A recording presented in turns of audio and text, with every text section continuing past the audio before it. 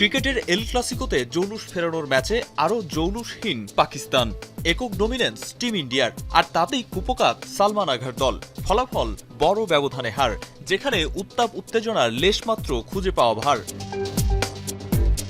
ভারত পাকিস্তান মহারণে ব্যাটিংয়ের শুরুতেই সমাপ্তি ঘটে সাইম আইয়ুবের ইনিংসের। ওভারের প্রথম বলেই হার্দিক পান্ডিয়ার বলে পয়েন্টে ক্যাচ দিয়ে সাজঘরে ফেরেন তিনি। গোল্ডেন ডাক করে সাইম ফেরার পর ২২ গজের লড়াইয়ে নামেন মোহাম্মদ হারিস। কিন্তু লড়াই দূরে থাক, উল্টো দলের চিন্তা বাড়িয়ে বুমরাকে উইকেট দিয়ে ড্রেসিং রুমের পথ ধরেন তিনি। সাহেবজাদা ফারহান ফখরুজ্জামান চেষ্টা করেন ইনিংস মেরামতের, তবে দারুণ খেলতে থাকলেও ফখরুজ্জামানের আউটে জুটি থামে ৩৯ রানেই। অধিনায়ক সালমান আঘাও ব্যাট হাতে ব্যর্থ হলে বিপর্যয়ে পড়ে পাকিস্তান।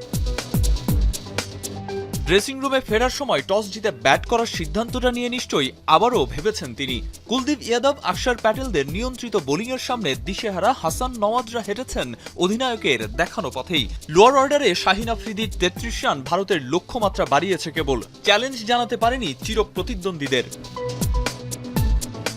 টার্গেটে ভালো খেলে ভারত, সাম্প্রতিক সময়ে এই ধারণাটা ক্রিকেট বিশ্বে মিথ হয়ে উঠেছে। ব্যতিক্রম ছিল না ভারত পাকিস্তানের এবারের মহারণেও। এমনিতেই পাকিস্তানের স্কোরবোর্ড করুন, তার উপর অভিষেক শর্মার ১৩ বলে ৩৯ রানের ঝোড়ো ইনিংসে শুরুতেই যেন ম্যাচের ভাগ্য লেখা শেষ।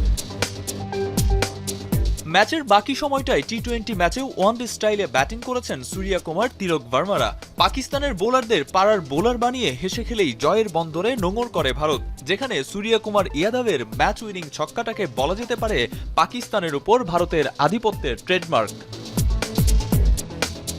আরিফুল ইসলাম সাহাব, এখন।